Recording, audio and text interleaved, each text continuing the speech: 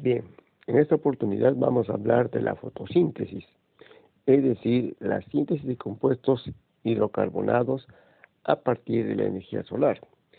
En esta imagen, por ejemplo, ya tenemos nosotros de cómo a través de la energía absorbida del sol, las plantas van a llevar a cabo un montón de procesos precisamente conducentes a lo que vamos a conocer como la fotosíntesis. Sin embargo, este proceso de la fotosíntesis corresponde en forma estricta, si acá tenemos nosotros el CO2, corresponde básicamente a una reducción del CO2. ¿Y por qué decimos que la fotosíntesis corresponde a una reducción del CO2? Porque precisamente lo que va a incorporarse a la molécula de CO2 es el hidrógeno. Por tanto, sabemos de que toda reacción química donde se incorpora hidrógenos también recibe el nombre de reducción. De otro lado, también hay que tomar en cuenta que previa a la fotosíntesis, que es formación a partir de la luz de compuestos orgánicos, tiene que ocurrir otro proceso que es la fotodisociación. La fotodisociación, es decir, la división, la ruptura de algo. Acá es la formación de algo y acá es la ruptura de algo. ¿Cuál será ese algo que se rompe? Va a ser la molécula de agua, previa a la fotosíntesis. Y en la fotosíntesis, lógicamente, se van a formar compuestos de naturaleza glucídica. Ahora acá vemos nosotros de que intervienen varios factores que pueden de alguna manera modular la fotosíntesis, como son la temperatura, si es extrema, la concentración del CO2 si está elevado, la concentración del ozono si está elevado, la intensidad de la radiación solar, por ejemplo la radiación ultravioleta, la presencia de agua ya sea en déficit, sequía o en exceso de inundación, y la disponibilidad de nutrientes que también tiene que ver con estrés salino y con suficiencia o competencia de minerales. De otro lado, a nivel de la planta van a participar también factores como la variación genética, que tiene que ver con la variación natural, la presencia de mutantes y también de organismos transgénicos.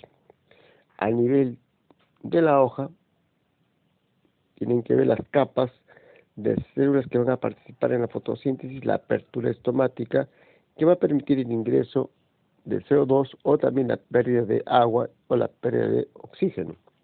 Y ya a nivel de la célula, van a intervenir una red de fotorreceptores a nivel del cloroplasto, en el cual van a ocurrir las reacciones de luz y también las reacciones de oscuridad.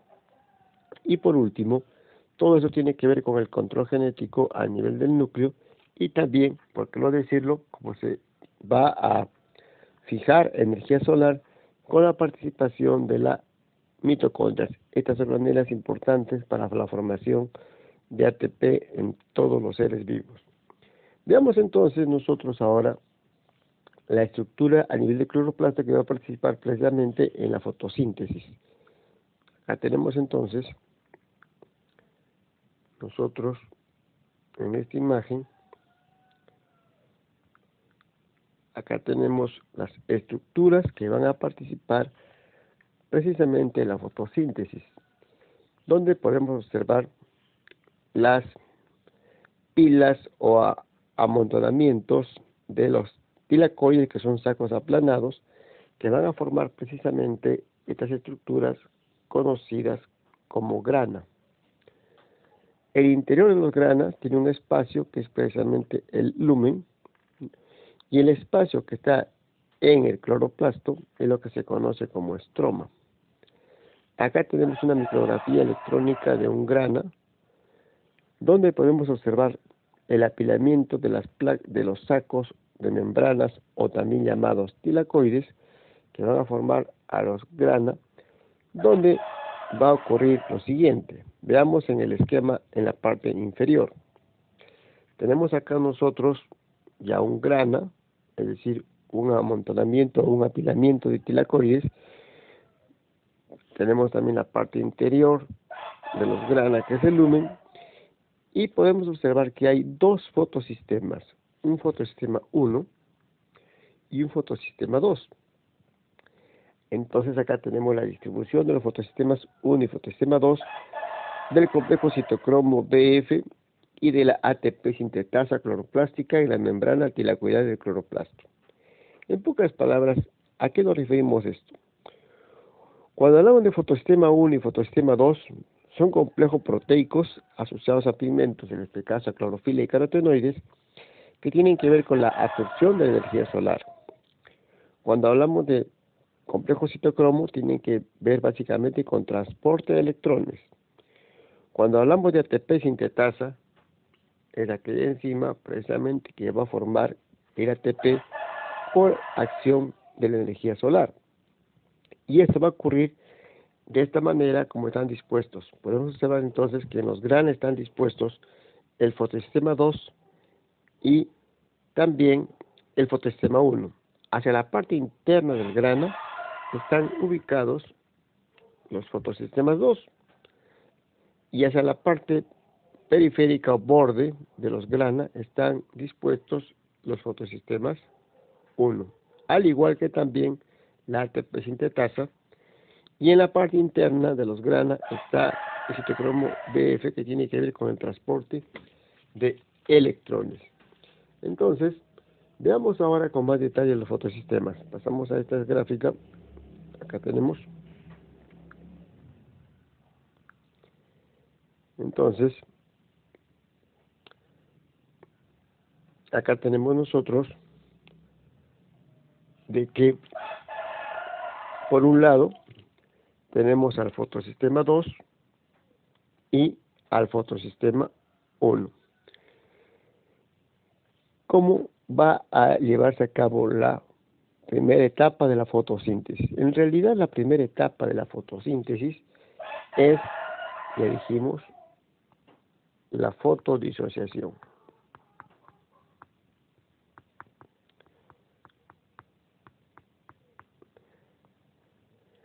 La segunda etapa es básicamente propiamente la fotosíntesis. En realidad, la fotosíntesis corresponde a la formación de compuestos orgánicos y la fotodisociación, que corresponde a la fase luminosa, corresponde precisamente a la fotólisis o a la ruptura de la molécula de agua. Veamos entonces qué pasa. Acá tenemos la membrana tilacoidal, donde hay una diferencia en la concentración de protones. Hacia la parte externa del saco del grana, es decir, hacia el espacio del cloroplasto, que es el estroma, hay una baja concentración de protones. Hacia la parte interna del grana, es decir, el lumen, hay una alta concentración de protones.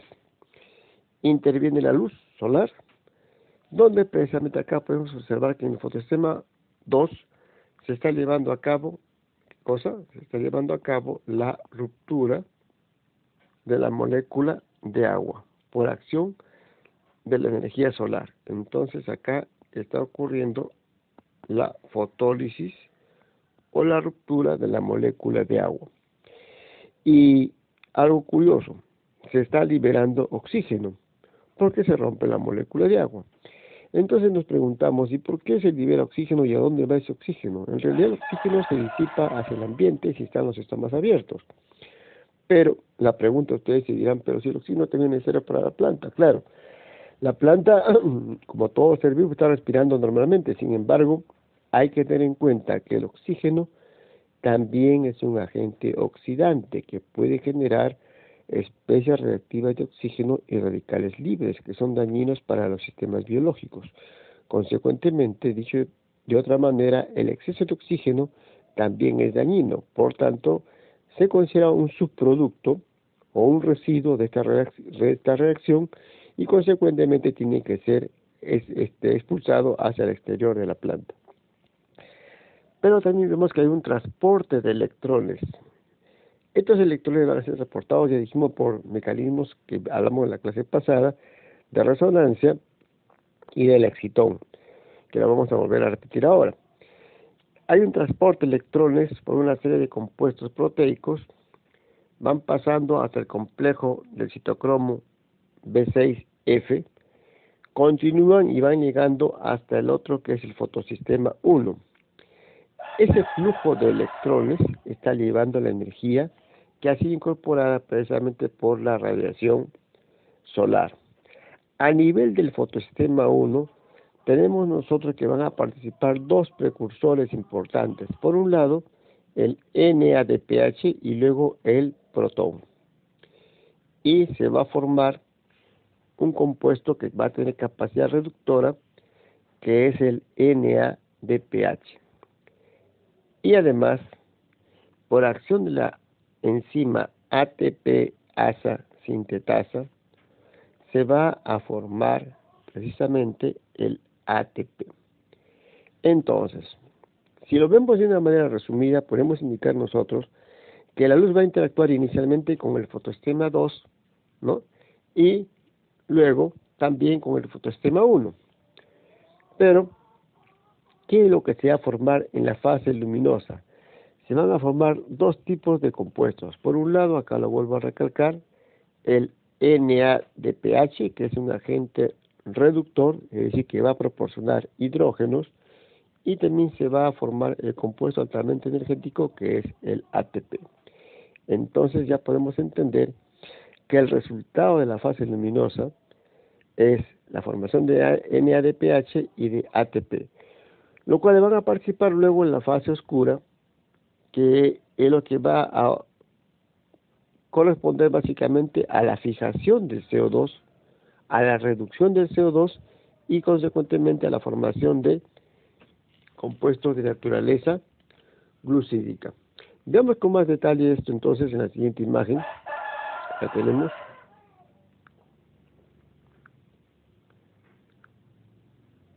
Vamos a verlo.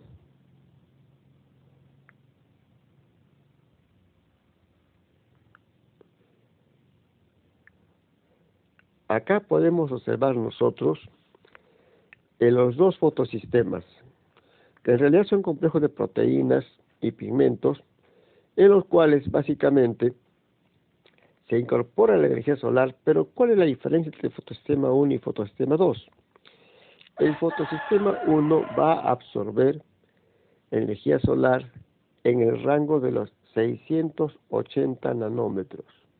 Acá vamos a poner en el rango de los 680 nanómetros. A diferencia del fotosistema 1, que va a absorber energía en el rango de los 700 nanómetros. Es decir, más energía se absorbe a través del fotosistema 2, que está en secuencia luego con el fotosistema 1. El fotosistema 1 se absorbe una energía de mayor longitud de onda. Consecuentemente, hay menos energía que va a ser incorporada por el fotosistema 1. Pero ¿cuál es lo curioso acá? Acá lo curioso que tenemos nosotros que rescatar es que va a haber una serie de transporte de electrones. Va a haber transporte de electrones porque hay una cadena transportadora de electrones. Esa cadena transportadora de electrones lo podemos observar en esta secuencia, ¿no? En los cuales, y acá también podemos observar que hay un transporte de electrones. Entonces, si hay un transporte de electrones, hay procesos de oxidación, reducción, es decir, redox, y consecuentemente podría haber fallas en este transporte. Y cuando digo podría haber fallas, ¿a qué nos referimos? A que cuando la radiación es intensa, podría escaparse algunos electrones de esta cadena de transporte de electrones y causar daño oxidativo, generar especies reactivas de oxígeno y generar radicales libres que van a dañar a las membranas celulares, al DNA, a las proteínas. Entonces, conociendo este mecanismo, hay precisamente algunos herbicidas, como el herbicida Diuron,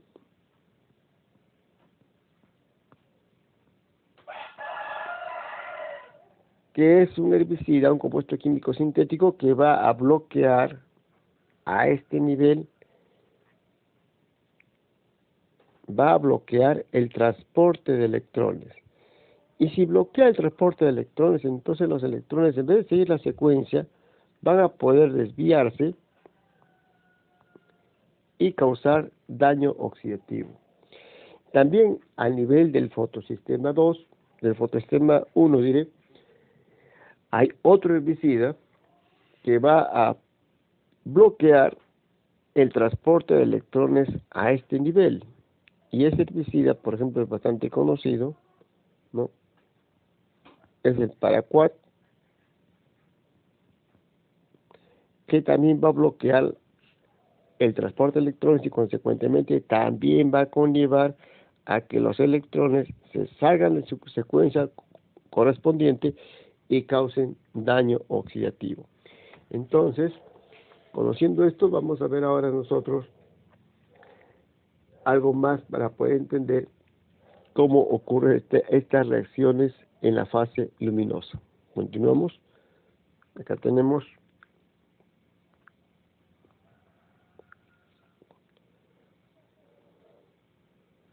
otra secuencia de lo mismo, donde podemos observar nosotros que la energía solar precisamente está ingresando por el fotosistema 2. Hay transportadores de electrones precisamente ahí. Intervienen el hidrógeno, ya hemos visto, ¿no? Lo más importante es que se va a liberar el oxígeno hacia el ambiente y estos protones que resultan de la fotólisis del agua son los que van a poder ser utilizados luego para poder reducir a este compuesto que es el NADPH y tener como un producto final de la fase luminosa precisamente el NADPH, que es un agente reductor. Y también a nivel de la enzima ATP sintetasa se va a tener la formación de el ATP. Entonces podemos reiterar que los dos productos que se van a formar en la fase luminosa son el NADPH, que es un agente reductor que va a proporcionar los hidrógenos para reducir el CO2, y el ATP, que va a proporcionar la energía suficiente para ese proceso químico. Y consecuentemente, eso es lo que corresponde a la reacción oscura o al ciclo de Calvin. Y lo curioso que hay que rescatar acá es que hay un transporte de electrones, ¿no? Y una participación de los protones, de los hidrogeniones. Veamos ahora entonces la otra fase, que es la fase oscura o la fase no luminosa, como la denominan otros, que realmente corresponde a la reducción del CO2. Acá tenemos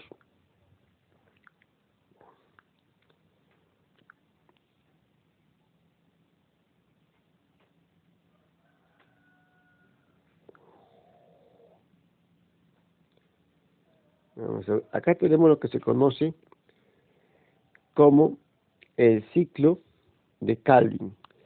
En realidad, esto corresponde ya a la fase oscura. ¿Y qué está pasando? Acá podemos notar nosotros que, bueno, esto también corresponde al cloroplasto, a el estroma, es decir, al espacio que no está asociado a las membranas tilacoidales ni a los granos. Y podemos observar acá nosotros que van a participar 3 moléculas inicialmente de CO2, lo cual le va a interactuar con la enzima denominada ribulosa bifosfato carboxilasa oxigenasa. Esta enzima llamada ribulosa bifosfato carboxilasa oxigenasa tiene precisamente esa función. Va a fijar CO2, por eso se llama carboxilasa, pero también va a asociarse con el oxígeno, por eso se llama oxigenasa. Tiene un rol dual, ¿no? Y la primera etapa de esta fase oscura, que se va a evidenciar por el ciclo de Calvin que tenemos acá en la gráfica, es la etapa 1, que es la fijación del CO2, donde las 3 moléculas de CO2 se unen con la enzima rubisco y se forman 6 moléculas de este compuesto que es el fosfogliceraldehído. El fosfogliceraldehído es una triosa, es decir, un glúcido formado por 3 carbonos. Ahí tenemos su fórmula. Continúa el ciclo y podemos observar que ya intervienen también acá 6 ATPs que venían de la fase luminosa. Se va a fosforilar, ¿no? Y tenemos que en la etapa 2 va a haber una reducción del fosfogliceraldehído. El fosfogliceraldehído se va a reducir, es decir, va a incorporar hidrógenos. Y acá vemos que participa el NADPH que también se había formado en la fase luminosa. ¿Y qué se forman? Se forman 6 moléculas de gliceraldehído 3-fosfato. Esas 6 moléculas de gliceraldehído 3-fosfato, de esas 6 moléculas, solamente una va a derivarse para la síntesis de compuestos hidrocarbonados. Y el resto de las 6 moléculas, o sea, 5 moléculas, van a continuar para regenerar el ciclo de Calvin y otra vez continuar fijando más moléculas de CO2. Entonces, ¿qué podemos concluir del ciclo de Calvin? De que por cada 3 moléculas de CO2 que ingresan, ¿no?, se está incorporando para la síntesis de compuestos hidrocarbonados una molécula de gliceraldehído 3-fosfato, que corresponde en realidad a media molécula de glucosa.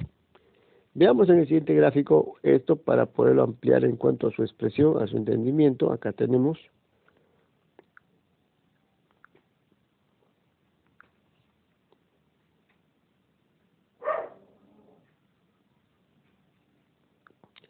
acá, por ejemplo, podemos observar nosotros, ¿no?, el ciclo de Calvin, donde podemos observar nosotros la participación de las moléculas, donde lo que es verde es el fosfoglicerato, la morada es la triosa fosfato, la ribulosa bifosfato. Pero, ¿qué es lo que podemos notar acá nosotros? Que están participando los compuestos que se han producido en la fase luminosa y básicamente se va a liberar, se van a producir, acá tenemos los compuestos, de los cuales solamente una molécula de gliceraldehído 3-fosfato se va a incorporar para formar los compuestos hidrocarbonados. Acá lo tenemos entonces. Veamos ahora en esta gráfica para entenderlo también. Acá tenemos esta imagen.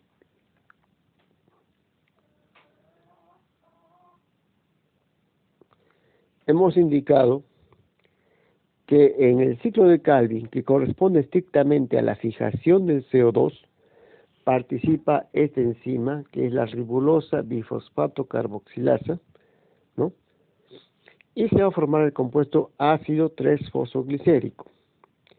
En la fase estrictamente llamada de reducción, ¿no?, va a participar el NADPH y el ATP que vienen de la fase luminosa, ¿no?, y se forma el fosfogliceraldehído. Estos compuestos, hemos visto que una de estas moléculas va a participar estrictamente en la formación de compuestos hidrocarbonados y el resto va a servir para la regeneración del ciclo de Calvin, y así sucesivamente. Hemos indicado que por cada 3 moléculas de CO2 que se fijan, se va a formar una molécula de gliceraldehído fosfato va a pasar a formar compuestos hidrocarbonados. Y si quisiéramos mencionar por número de moléculas, lo tenemos en la siguiente imagen, considerando el número de moléculas. Acá tenemos entonces, acá considerando el número de moléculas, que podemos observar acá nosotros. Acá tenemos otra vez las 3 etapas también de la fase oscura, que son la fijación o carboxilación, es decir, la unión de la enzima con el CO2, ¿no?, la reducción, en la cual se va a incorporar hidrógenos, y la regeneración en la que otra vez se continúa con el ciclo. Entonces, ¿qué vemos en la parte de fijación, carboxilación? En la parte de fijación, carboxilación, vemos acá que participa la enzima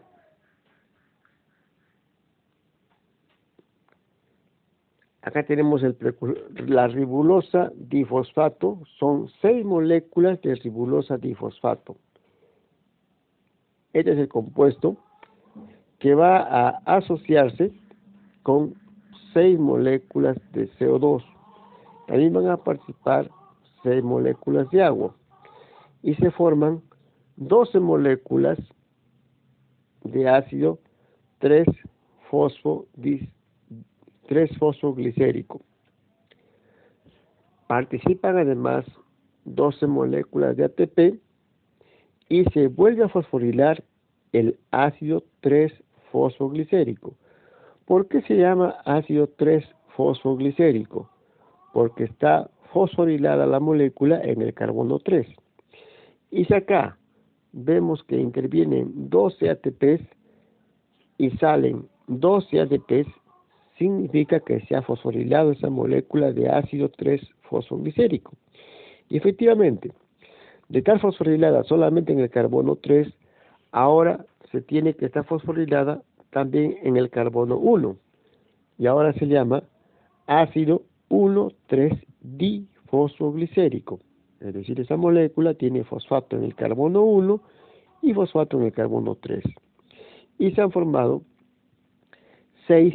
12 moléculas de ácido 1,3-difosfoglicérico.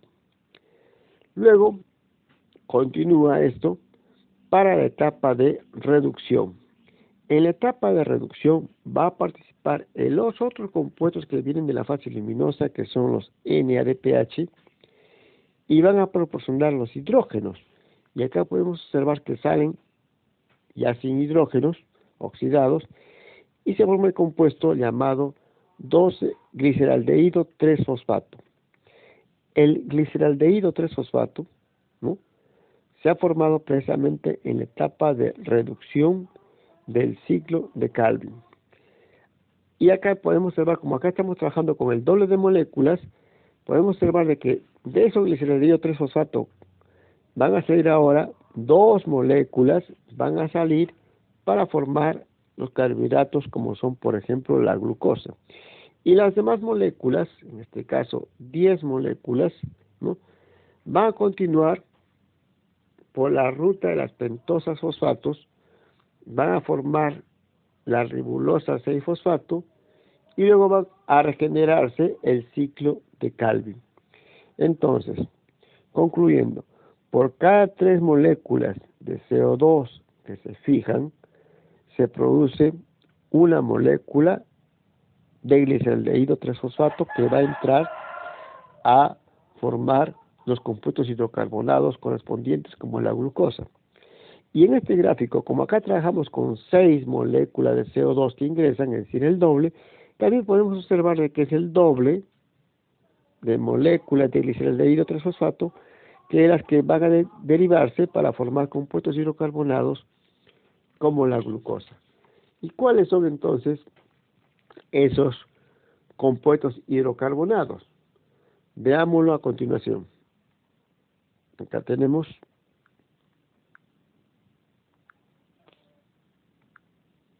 al nivel de cloroplasto, podemos observar nosotros entonces, acá tenemos qué está pasando, acá tenemos lo que va a suceder a nivel de cloroplasto y al nivel del citoplasma.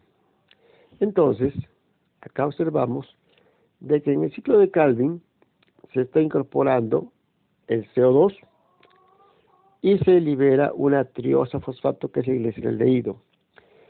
Esta molécula de triosa fosfato dentro del cloroplasto puede seguir la ruta de la fructosa 1,6-difosfato. Es decir, la triosa fosfato tiene 3 carbonos, la fructosa 1,6-difosfato tiene 6 carbonos. Entonces, ¿qué podemos entender? Que han participado 2 moléculas de triosa para formar la fructosa 1,6-difosfato. Se llama fructosa 1,6-difosfato porque tiene dos fosfatos, uno en el carbono 1 y uno en el carbono 6. Pero cuando se defosforila, es decir, pierde un fosfato, queda solamente como fructosa 6-fosfato. Esta se isomeriza a glucosa 6-fosfato. Pasa otra vez a cambiar el fosfato a la ubicación 1, se denomina ahora glucosa 1-fosfato. La glucosa 1-fosfato, por participación de energía proveniente del ATP, va a originar la ADP glucosa, la cual se va a asociar varias moléculas para formar luego el polisacárido, que es el almidón. Entonces, el almidón podemos observar en esta gráfica que se está formando no en el citoplasma de las células, sino dentro del cloroplasto. Es muy importante. ¿Qué otra ruta podemos observar en cuanto a la triosa? La triosa fosfato formada en el ciclo de Calvin en la fase oscura, que es un glúcido muy sencillo, solamente con 3 carbonos, puede ser traslocada a el citosol o al citoplasma de la célula, en este caso, que hace la actividad fotosintética, y podemos observar acá que hay la triosa fosfato a nivel de citoplasma, también va a originar, por unión de dos moléculas de triosa fosfato, va a originar la fructosa 1,6-difosfato. La fructosa 1,6-difosfato se defosforila y pasa a ser fructosa 6-fosfato, es decir, tiene solamente el grupo fosfato en el carbono 6. Luego se isomeriza a glucosa 6-fosfato, pasa a ser glucosa 1-fosfato. Acá participa el uridín trifosfato, que es el UTP, pasa a ser uridín difosfato glucosa, continúa como sacarosa fosfato, luego se defosforila, es decir, pierde el fosfato, la sacarosa fosfato, y queda completamente solamente como sacarosa. Entonces, ¿qué podemos concluir acá? De que la sacarosa se forma en el citoplasma. Ya sabemos que la sacarosa es un disacárido formado por la glucosa más la fructosa. Entonces la sacarosa se forma en el citoplasma y el almidón se forma en el cloroplasto. Esto es lo que corresponde ya a la ampliación de la fase oscura, porque la fase oscura, estrictamente hablando, y acá lo voy a resaltar, solamente origina triosa fosfato, nada más. La fase oscura origina triosa fosfato. Esta triosa fosfato luego va a servir para formar ya sea almidón o ya sea sacarosa. Pero hay un problema con la fotosíntesis. Veamos cuál es ese problema. Acá lo tenemos.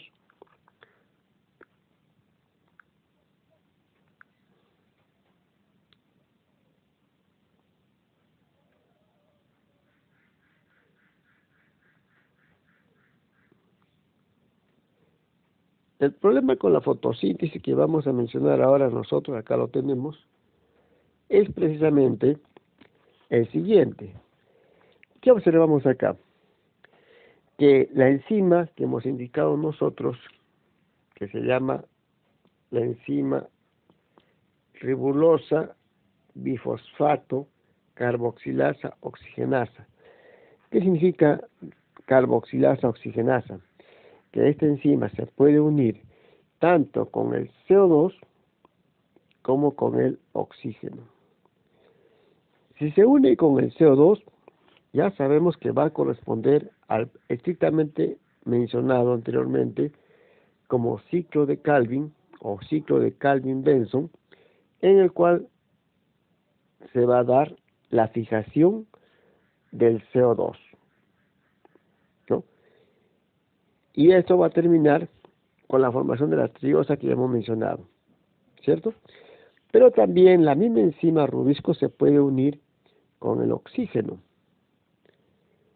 y va a dar cierto proceso que se conoce con el nombre de fotorrespiración. Entonces, cuando la enzima rubisco se une con el oxígeno, va a ocurrir un proceso llamado fotorrespiración, que es contrario a la estricta fotosíntesis. ¿Por qué decimos contrario a la estricta fotosíntesis?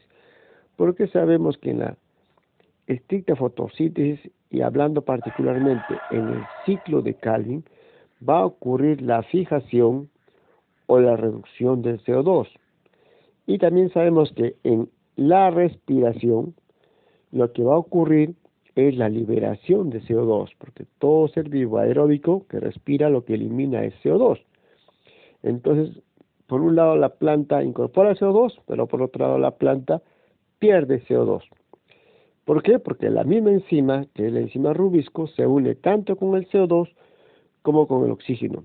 Y como esto ocurre en presencia de luz, se llama fotorrespiración. Entonces, ¿qué pasa en la fotorrespiración? La enzima rubisco se une con el oxígeno, se forma el compuesto 3-fosfogliceraldehído, ¿no? Pero acá tenemos que se ha formado también el compuesto 2-fosfoglicolato. Este compuesto 2-fosfoglicolato, por una serie de reacciones químicas, pasa a ser glicolato, ¿no? Y puede reconstituirse como 3-fosfogliceraldehído, que lo tenemos acá de esta manera. Pero también este glicolato puede descarboxilarse y terminar como CO2, entonces se pierde. O puede continuar la vía del glioxilato, que es otra vía metabólica, o puede pasar al peroxisoma, que es otra organela celular, y de ahí pasar del peroxisoma a la mitocondria, donde va a continuar como glicina, y acá podemos observar también que se descarboxila, es decir, se pierde el CO2. Puede continuar como aminoácido serina, y luego por una serie de reacciones químicas terminar otra vez como 3-fosfogliceraldehído. ¿Cuál es entonces la consecuencia o el resultado de la fotorrespiración? Lo recalcamos acá. La consecuencia o el resultado de la fotorrespiración es de que se pierde CO2. ¿Qué se hace en el ciclo de Calvin-Benson? Se fija, se gana, se retiene CO2. Y en la fotorrespiración se pierde CO2. Entonces, resumiendo, por cada 3 moléculas de CO2 que la planta fija, hay una molécula de CO2 que la planta pierde. ¿Y por qué mecanismo lo pierde? Precisamente por este mecanismo que es la fotorrespiración. Entonces, como hemos visto la ley de termodinámica, podemos entender de que nos indicaban de que no hay proceso perfecto, no hay sistema perfecto que aproveche completamente al 100% la materia de energía. Y acá tenemos precisamente la evidencia. La fotosíntesis no es un proceso perfecto porque no se aprovecha todo el CO2, no se fija todo el CO2, sino que también la tercera parte del CO2 se pierde, ¿no? Se pierde por la fotorrespiración. Entonces, hay un grado de ineficiencia que va a determinar diferentes sistemas o alternativas o rutas para poder fijar el CO2, que es lo que vamos a ver en la siguiente clase, que son precisamente las plantas C3, las plantas C4 y las plantas con el metabolismo ácido de las crasuláceas. Entonces, eso ya tiene relación con la fotorrespiración. Por el momento podemos indicar que estas plantas que hacen fotorrespiración son denominadas las plantas C3. ¿Por qué planta C3? Porque el primer compuesto que se forma cuando se fija el CO2 es un compuesto con 3 carbonos, que es el ácido 3-fosfoglicérico o el fosfogliceraldehído. Entonces, esto es lo que podemos mencionarles a ustedes en esta oportunidad.